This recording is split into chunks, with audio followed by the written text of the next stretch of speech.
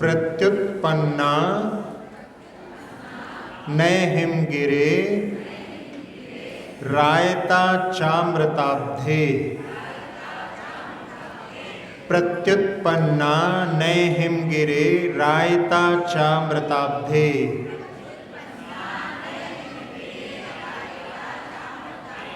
या देवत्वद पदकमलयोः संगता भक्ति गंगा। या देवत्वद पदकमलयोः संगता भक्ति गंगा।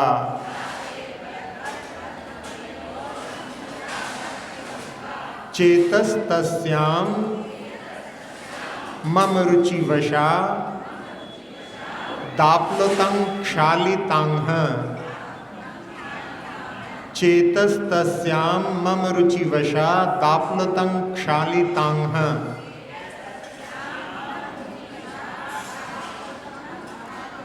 कल्माषं यद भवति किमियन् देव संदेह भूमिः।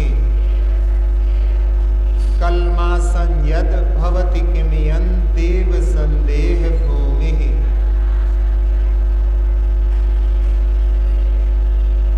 प्रत्युत्पन्ना नए हिमगिरे रायता चामृताब्धे।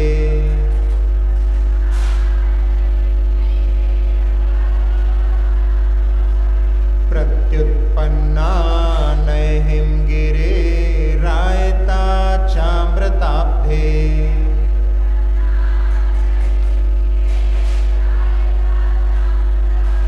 या देवत्वत् पदकमलयोः संगता भक्ति गंगा।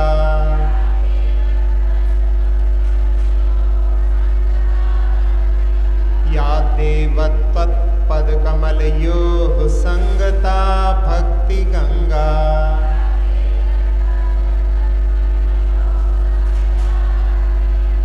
चेतस्तस्यां मम रुचिवशा ताप्लुतं क्षालितांह।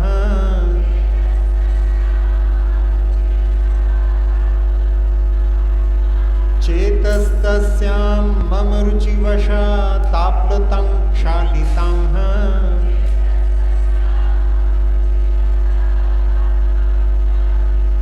कल्माषं यत् भवति किमियन् देव संदेह भूमिः।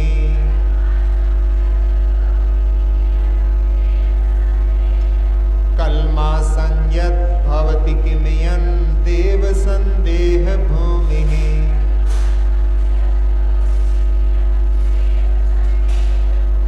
प्रत्युत्पन्ना नए हिमगिरे रायता चामृताब्धे।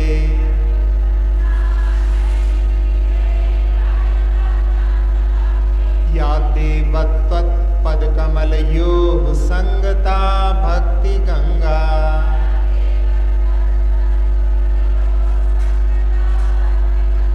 चेतस्तस्यां मम रुचिवशा ताप्लुतं क्षालितांह।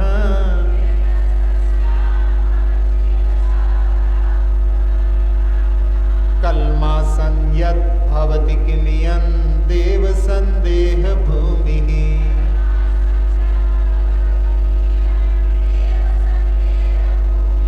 इस 16वें काव्य में आचार्य वादिराज महाराज भगवान की स्तुति करते हुए कह रहे हैं, प्रत्युत्पन्ना जो उत्पन्न हुई है, नए हिमगिरे नए रूपी स्याद्वाद नए रूपी पर्वत से, हिमालय पर्वत से जो उत्पन्न हुई है, और आयता चा अमृता अवधे, यानी वहां से चल करके लंबी चलती हुई अमृत अवधि यानी मोक्ष रूपी समुद्र तक जो लंबी आई हुई है। या देव भगवान को संबोधन त्वद पद कमल योग, आपके चरण कमल संबंधी संगता भक्ति गंगा, ऐसी भक्ति रूपी गंगा संगता यानी मुझे प्राप्त हुई।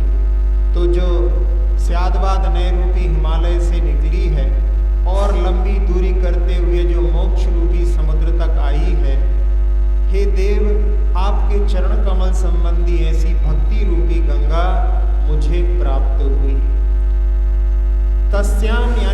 उसमें रुचि वशात यानी प्रेम के बस, भक्ति के बस आप्लुतम मैं जो है उसमें डूबा हुआ हूँ, डुबकी लगाया हुआ हूँ। तो मम चेतः छालित आहा कलमासम, यानी मेरे मन रूपी जो स्थान है उसके पाप को इसने दूर कर दिया है, कालिमा को धो दिया है।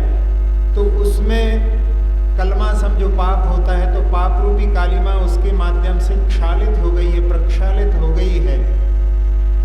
तो इसमें इयम किम संदेह भूमि, इसमें कौन से संदेह का स्थान है, अर्थात कोई भी संदेह की बात नहीं है। तो भगवान की वाणी का जो प्रताप है, जो कि नए से समन्वित है, उसके लिए गंगा की उपमा दी गई। लोक में गंगा को पवित्र नदी माना जाता है और लोक मूढ़ता चलती है कि लोक में नदी में स्नान करने से, समुद्र में स्नान करने से अपने आप को पवित्र मान लेते हैं। शरीर तो पवित्र हो सकता है, लेकिन आत्मा की पवित्रता कभी भी स्नान के माध्यम से नहीं हो सकती। इसीलिए आचार्य समंत भद्र स्वामी ने आपका सागर स्नान मुच्यः सिक्तास मना, यानी नदी में स्नान करना, सागर में स्नान करना धर्म बुद्धि से अपनी शुद्धि के लिए तो स्नान करना आवश्यक है,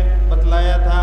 वस्त्रों को धारण करते हैं तो शरीर अपवित्र हो जाता है, उसके जो स्पर्श नहीं हो पाता वायु आदि के माध्यम से, पसीने आदि से वो अपवित्र हो जाता है। तो शुद्धि के लिए स्नान करना आवश्यक है, लेकिन धर्म बुद्धि से कि इससे जो है आत्मा पवित्र हो जाएगी, ये धर्म है, ये मूढ़ता, लोक मूढ़ता कहलाती है। जब पांडवों ने युद्ध के बाद में श्री कृष्ण से निवेदन किया कि हम तीर्थ यात्रा पर जाना चाहते हैं, आप भी हमारे साथ चलो, तो उन्होंने कहा कि 3 खंड के अधिपति होने के कारण हमारी बहुत जिम्मेदारियां हैं। नारायण जो है अर्धचक्री होते हैं, तो हमारे पास में इतनी फुर्सत कहाँ। तो उन्होंने कहा कि आप चलते तो अच्छा रहता। तो उन्होंने कहा आप जब इतनी वो कर रहे हैं तो ऐसा करो, आप हमारे प्रतिनिधि को ले जाओ। तो उन्होंने कहा ठीक है, आप अपने प्रतिनिधि को भेज दें। तो प्रतिनिधि वहाँ पर उन्होंने एक तुम्बी दे दी उनके लिए, और उस तुम्बी को लेकर के वो यात्रा पर निकल गए। जहाँ स्वयं एक डुबकी लगाते थे नदी में, वहाँ पर उनकी तुम्बी प्रतिनिधि है, उनको 2 डुबकी लगवाते थे। ऐसे जो है उन्होंने पूरी यात्रा संपन्न की, और जब लौट करके आए तो उन्होंने कहा कि तीर्थ यात्रा में बहुत आनंद आया, बहुत धर्म का लाभ हुआ। तो वो प्रतिनिधि उन्होंने उनका लौटा दिया। जाने लगे तो उन्होंने कहा कि बिना भोजन के कैसे, भोजन करके जाना। तो भोजन के लिए ठहर गए और सब लोग भोजन के लिए बैठे। तो सबसे पहले मधुर भोजन के लिए वहाँ पर खीर पायसम जो है परोसा गया, और सब लोगों ने एक साथ उस खीर को जो है उठा करके और अपने मुख में जैसे ही रखा, तो जो मुख अभी प्रसन्नता से भरे हुए थे वो सब वहाँ पर प्रसन्नता गायब हो गई, क्योंकि जो खीर परोसी गई थी वो मधुर नहीं थी, वो कड़वी थी। तो कहा उन्होंने कि ये तो मीठी नहीं है, कड़वी है। तो श्री कृष्ण जी ने कहा कि आप जिस प्रतिनिधि को ले गए थे और आप कह रहे हैं कि हमने तो 1 डुबकी लगाई, उसको 2 डुबकी लगाई, तो फिर उसका कड़वापन दूर नहीं हुआ। इसका मतलब है जल के माध्यम से भले ही शरीर पवित्र हो जाए, लेकिन आत्मा के विकार उसके माध्यम से दूर नहीं हो सकते। फिर उन्होंने एक श्लोक बोल करके पांडु पुत्रों को संबोधन दिया, जो द्रव्य संग्रह की टीका में ब्रह्मदेव सूरी ने वहाँ पर लिखा है कि महाभारत से लिया हुआ ये श्लोक कि आत्मा नदी संयम तोय पूर्णा सत्या बहाशील तटा दयोर्मी तत्रा जलाभिषेकम कुरु पांडुपुत्र ना बारिणा शुद्ध्यति चांतरात्मा, कि पानी के माध्यम से कभी भी अंतरात्मा पवित्र नहीं होती। आत्मा नदी के समान मानो और उसमें संयम रूपी जल मानो और उसका सत्य प्रवाह मानो। जहाँ पर शील उसके तट हैं, दया उसमें उठने वाली लहरें हैं, उसमें हे पांडुपुत्र अभिषेक करो, उसके माध्यम से ही आत्मा पवित्र हो सकती है। तो यहाँ जिस लौकिक नदी को जहाँ पर पवित्र माना जाता है, कहते भी हैं कि राम तेरी गंगा मैली हो गई पापियों के पाप धोते धोते। तो यदि उसमें यदि पाप धुलते जाते तो लोग पवित्र हो जाते। एक बार रामकृष्ण परमहंस से किसी ने पूछा कि उस गंगा में स्नान करने से लोगों के पाप कैसे दूर हो जाते हैं। तो उन्होंने कहा कि जब तुम उस नदी में डुबकी लगाते हो तो तुम्हारे पाप पेड़ों के ऊपर लद जाते हैं और जब तुम बाहर निकलते हो तो फिर वो पुनः तुम्हारे ऊपर छलांग लगा करके आ जाते हैं। मतलब कहने का है कि उसमें पानी में स्नान करने से पवित्रता कभी भी प्राप्त नहीं हो सकती। एक लौकिक रूपक के भी देखते हैं अपन, तो उसमें कि नदी से कहा कि तुम इतने सारे लोगों को स्नापित करती हो, तुम्हारे पास तो बहुत सारे पापों का ढेर इकट्ठा हो गया होगा, जो इस गीत में कहा गया है। तो नदी ने कहा कि हम अपने पास कुछ नहीं रखते, हम तो सारे के सारे पाप समुद्र के लिए ट्रांसफर कर देते हैं। और समुद्र ने कहा कि हम भी अपने पास नहीं रखते, हम तो जब सूर्य की तपन आती है तो उनको बादलों को ट्रांसफर कर देते हैं। और बादल भी कहाँ पीछे रहने वाले थे। वो कहते हैं कि जिनके पाप होते हैं हम उन्हीं के ऊपर पुनः बरसा देते हैं, मतलब लौट करके वहीं आ जाते हैं। कोई भी पानी से पवित्र नहीं हो सकता। सही जो नहाना है, स्नान करना है, वो जिनवाणी का स्नपन, जिनवाणी का पान करना, उसके माध्यम से पापों की जो है निवृत्ति होती है। उसी बात को यहाँ पर कहा गया है कि हे भगवान, जो नए रूपी हिमाचल पर्वत से निकली है, वैसे जिनागम में हिमबान पर्वत से भी उसका वर्णन आता है और उसके हिमबान पर्वत के पद्म सरोवर से वहाँ से निकल करके जो गंगा आती है।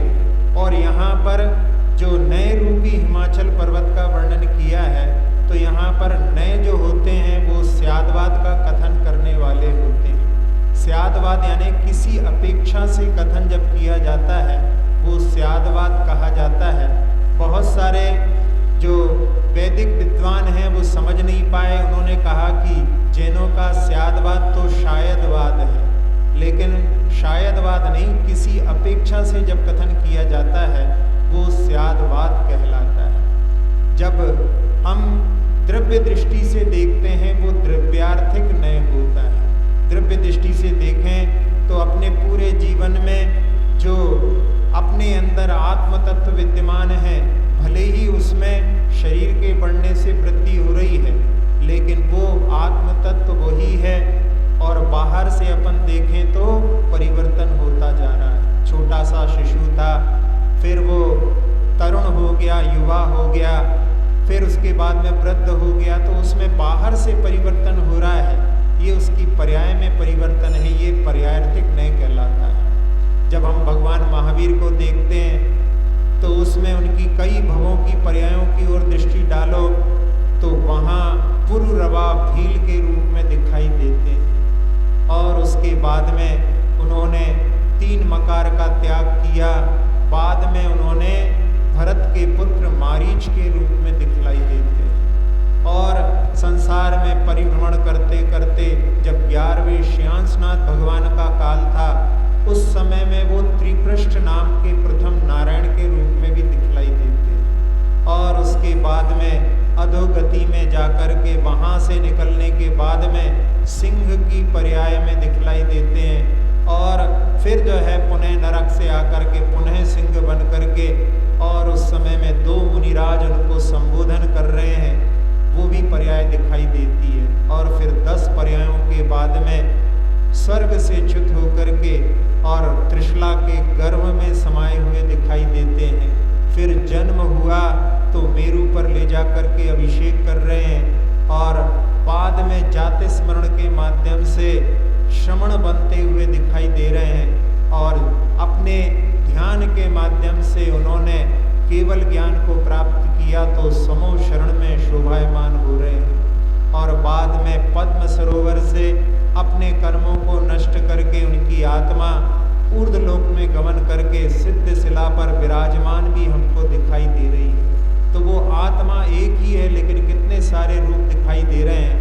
यदि द्रव्य की ओर दृष्टि डाली जाती है तो वो एक ही दिखाई देते हैं और पर्याय की ओर दृष्टि डालते हैं तो बहुत सारे भेद दिखाई देते हैं। आचार्य अमृतचंद जी ने प्रवचन सार में एक उदाहरण के माध्यम से कि जैसे एक मोतियों का हार रहता है, उसमें अलग अलग रंग के मोती हैं, लेकिन उसके बीच का जो धागा है वो सब मोतियों को स्पर्श कर रहा है। तो वो धागा जो है वो द्रव्यार्थिक नय को बतलाने वाला है और अलग अलग रंग के मोती जो पर्यायार्थिक नय को बतलाने वाले हैं। ऐसे नय से जो नय रूपी हिम पर्वत से निकली हुई जो भक्ति रूपी गंगा है और जो मोक्ष रूपी समुद्र तक आई है, वो भगवान हमारे लिए आपके चरण कमल संबंधी भक्ति गंगा प्राप्त हो गई है और उसमें मैं पूरी तरह से डूबा हुआ हूँ। तो उससे पाप रूपी कालिमा यदि दूर हो गई है तो उसमें कौन से संदेह की बात है। इस बात को इस काव्य में कहा गया है। जहाँ आप लोग पूजा में भी पढ़ते हैं कि अनादि काल से जग में स्वामिन जल से शुचिता को मान। जल से जो है पवित्र हो जाते हैं ये मानते हैं, लेकिन जल से पवित्रता केवल शरीर की होती है। आत्मा की पवित्रता तो जिनवाणी में अवगाहन करने के माध्यम से ही प्राप्त होती है। एक विप्र जो कि अभय कुमार के पूर्व का वर्णन आता है, उसमें उसके लिए भी समझाने के लिए श्रेष्ठी कहते हैं कि जिस पानी के माध्यम से तुम पवित्रता मानते हो, यदि तुम्हारे लिए कोई झूठा भोजन तुम्हारे लिए परोसे और उसको उस गंगा जल से यदि स्नापित कर दिया जाए तो क्या वो पवित्र हो जाएगा? क्या तुम उसको खा सकते हो? तो वो कहता है कि नहीं, मैं इसको नहीं खाऊंगा, मैं उसको पवित्र नहीं मानूंगा। तब कहा कि जिस गंगा जल से झूठा भोजन पवित्र नहीं हो सकता, उससे आत्मा कैसे पवित्र हो सकती है? तब उसके लिए वहाँ पर जो है दृष्टि प्राप्त होती है। तो जहाँ जिनवाणी का स्नपन होता है वो ही संसार से पार करने वाला होता है, वो ही संसार से अपने जो संसार के विकार हैं उससे दूर करने वाला होता है। एक राजा जो गर्व से भरा हुआ था और एक मुनिराज का संघ नगर में आया, बहुत सारे लोग दर्शन करने जा रहे थे। वो गर्व से भरा हुआ वहाँ पहुँचा और वहाँ पहुँचने के बाद ऐसा हो गया कि अहंकार के कारण उसके ज्ञान के ऊपर आवरण आ गया, उसको कुछ भी समझ में नहीं आ रहा। लेकिन पूर्व भव के कोई संस्कार ऐसे थे, उसने वहाँ पर आचार्य महाराज के चरणों में नमन करके कि हे भगवान, हमारे लिए कुछ कल्याण का मार्ग बताओ। और महाराज ने अपने दिव्य ज्ञान से देख करके उसके लिए कहा कि दीक्षित हो जाओ, और वो महाराज के चरणों में दीक्षित हो गया। दीक्षित होने के बाद में भी ज्ञान का क्षयोक्षम प्राप्त नहीं हुआ और नमोकार मंत्र भी उसको याद नहीं होता था। फिर धीरे धीरे बहुत समय बीत गया। एक बार मन में भाव आया कि शिखर जी की यात्रा पर जाना चाहिए। गुरु से कहा, गुरु ने कहा हम तो यात्रा कर चुके हैं, तुम उस यात्रा को कर लो। और वो मुनिराज यात्रा पर निकले। अब कुछ याद नहीं होता था, लेकिन पूरा दिन भर निकालना है। कैसे निकालें?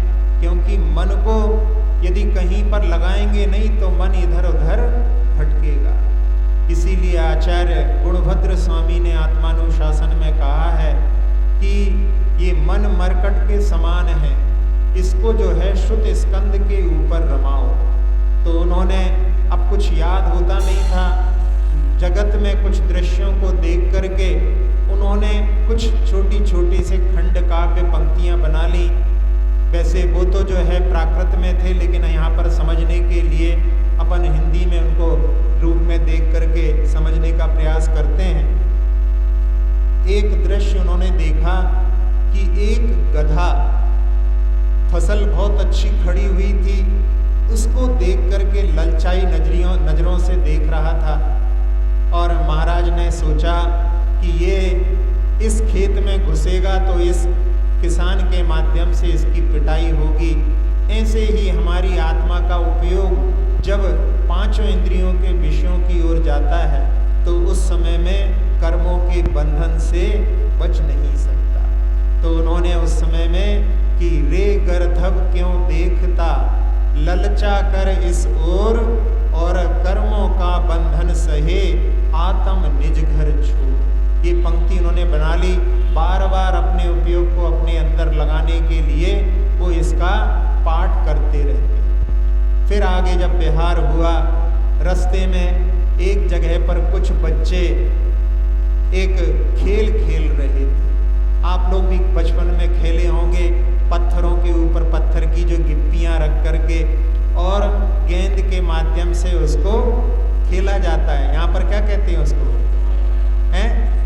सतोलिया बोलते हैं। कहीं कहीं पर जो है उसको पचोलिया भी बोलते हैं। 5 रख दो तो पचोलिया हो जाता है, 7 रख दो तो सतोलिया हो जाता है। कहीं कहीं पर गिप्पी भी बोलते हैं। अलग अलग जगह पर अलग अलग नाम रहते हैं। तो वो जब खेलते हैं और बॉल को फेंकते हैं, बॉल जो है पास में ही एक गड्ढे में गिर जाती है और वो दूर दूर तक खोजते रहते हैं। तो उस समय में उन्होंने कि आत्म सुख तो आत्मा के अंदर है, लेकिन व्यक्ति जो है बाहर के पदार्थों में खोज करता है और उनके लिए एक के बाद एक लंबी लाइन चालू हो जाती है। जीवन जो है उसी में पूरा हो जाता है, लेकिन कभी भी आत्म सुख को प्राप्त नहीं कर पाता। तो उन्होंने उस समय में कि पंक्ति बनाई कि कस्तूरी कुंडली बसे, मृग ढूंढे बनमाई, कुणिका तेरे पास में फिर भी नजर ना आए। यानी कुणिका यानी गेंद जो है पास में ही है, लेकिन फिर भी दूर दूर जो है ढूंढते रहे। अब 2 पंक्तियों के माध्यम से उनका स्वाध्याय होने लगा। आगे चले तो फिर एक दृश्य दिखाई दिया कि एक मेंढक जो है महाराज की ओर बढ़ रहा था, लेकिन जब महाराज जी उस ओर बढ़ रहे थे तो देख करके घबरा करके पीछे हटने लगा। और उस समय में पीछे दृष्टि नहीं डाल रहा, पीछे एक सर्प उसके है। तो उस समय में उन्होंने कहा कि मैं तो तेरा हूँ सदा, क्यों मुझसे भय खाए। यानी जो महाव्रती होते हैं, सब जीवों के प्रति करुणा का भाव रखते हैं, तो मैं तो तुम्हारा ही हूँ, मित्र हूँ, मित्रता की भावना से भरा हूँ, तो मैं तो तेरा हूँ सदा, मुझसे क्यों भय खाए। रे मेंढक तू संभल जा, पीछे नाग है आए। ये पंक्ति बनाई इन्होंने।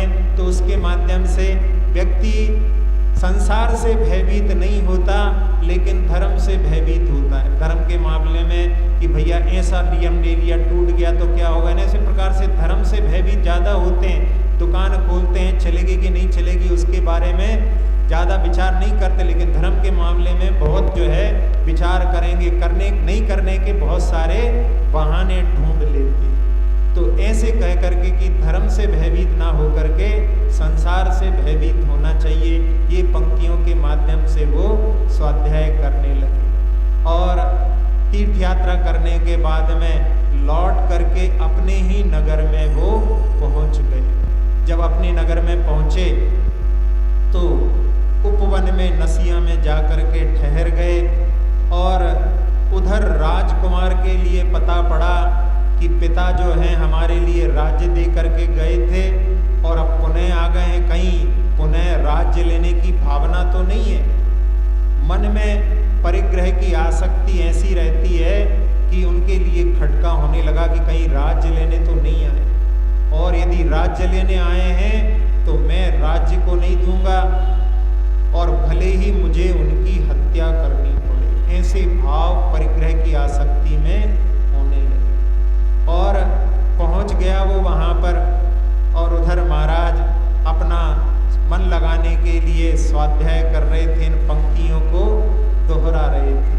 पहली पंक्ति कि रे गर्धव क्यों देखता ललचा कर इस ओर, और कर्मों का बंधन सहे आत्म निजगर छोड़। कोई भी बच्चा जो है अपने पिता के द्वारा गधा ना कहा जाए बड़ा नहीं होता। कभी ना कभी तो पिता के मुख से बच्चे के लिए गधा निकल ही जाता है। तो वो रे गर्धव वो सोचता है वहां पर कि रे गर्धव क्यों देखता ललचा करे सो।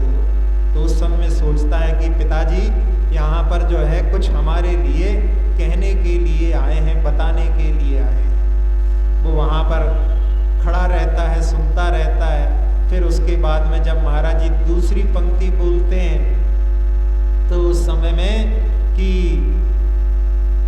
कस्तूरी कुंडली बसे मृग ढूंढे बन माए, कुणिका तेरे पास में फिर भी नजर ना आए। तो वो सोचता है उनकी एक कुणिका नाम की एक बहन थी और वो जो है कहाँ चली गई पता नहीं। तो उस समय में उन्होंने बोला कुणिका तेरे पास में फिर भी नजर ना आए। तो वो देखता है आसपास में कि पिताजी जो हमारी बहन का पता बताने के लिए आए हैं। तो देखता है पास में ही एक जगह पर एक सीढ़ी जैसी जो है नीचे की ओर उतर रही थी। वो उसमें जा कर के देखता है तो वहाँ पर उसकी बहन और उसके लिए सारी व्यवस्थाएं वहाँ पर की। हुआ असल में ये था कि एक ज्योतिष ने बतला दिया था कि आपकी जो पुत्री है जिसके साथ में विवाह होगा वो दामाद आपके राज्य को छीन लेगा। तो वो राज्य छीना ना जाए, राज्य हमारा अपने पास बना रहे। तो बेटी को जो है विवाह नहीं करना है, उसको सुरक्षित उसके जीवन की सामग्रियों के साथ में वहाँ पर रख दिया। तो फिर निकल कर के आता है कि पिता हमारी बहन का पता बताने आए थे। और उसके बाद में महाराज तीसरी पंक्ति बोलते हैं कि तीसरी पंक्ति में मैं तो तेरा हूँ सदा, क्यों मुझसे भय खाए, रे मेंढक तू संभल जा, पीछे ना भय। तो उस समय में वो पीछे देखता है तो उन्हीं के राज्य का जो सेनापति था वो राजा को मारने के लिए आगे बढ़ रहा था। और उस समय में वो सतर्क हो जाते हैं, समझ जाते हैं, तो उस सेनापति को भी वहाँ पर बंदी बना लेते हैं। उस समय में सोचता है कि मैं तो देखो महाराज के प्रति कैसे भाव कर रहा था और महाराज ने तो मेरा संरक्षण किया, मेरी बहन का पता बता दिया। और मन में बड़ी ग्लानि के साथ में वो महाराज के पास में पहुँचा कि आपके उपदेशों के माध्यम से हमारी सारी समस्याएं दूर हो गई, हमारे ऊपर जो संकट आया था वो भी टल गया। महाराज कहने लगे भैया हम तो अपना स्वाध्याय कर रहे हैं, हमें कुछ नहीं मालूम तुम क्या कह रहे हो। तो वहाँ पर वो रहस्य खोलता है और यहाँ यानी वो वाक्य जो जिनवाणी के वाक्य जो उन्होंने देख करके कि स्वाध्याय केवल ऐसा ही नहीं कि अपन जो जिनवाणी में पढ़ रहे हैं, स्वस्य भावस्य अध्ययनम इति स्वाध्याय ये भी कहा जाता है। अपने भावों का अध्ययन या जगत में भी जगत के स्वभाव आदि को भी देख करके वो भी स्वाध्याय किया जा सकता है। तो उस स्वाध्याय के माध्यम से आगम में लिखा है कि उन महाराज ने केवल इन 3 खंड काव्य के माध्यम से और उन्होंने 7 प्रकार की रिद्धियों को प्राप्त कर लिया था और वो संलेखना करके स्वर्ग के अधिकारी बने, परंपरा से मुक्ति को भी प्राप्त करेंगे। तो ऐसा जो है यहाँ पर इस काव्य के माध्यम से कि भगवान आपकी नए रूपी हिमाचल पर्वत से निकली हुई आपके पद कमल संबंधी जो भक्ति गंगा है वो मुझे प्राप्त हुई है और उसमें मैं डुबकी लगाए हुए हूँ। तो उसमें पाप रूपी कलमश यदि दूर हो जाता है तो उसमें कोई भी संदेह की बात नहीं। प्रत्युत्पन्ना नैहिम गिरे रायता चामृताब्धे,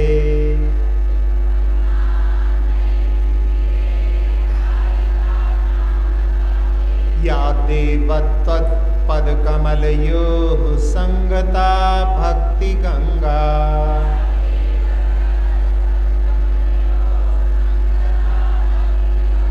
चेतस्तस्यां मम रुचिवशा ताप्लुतं क्षालितं,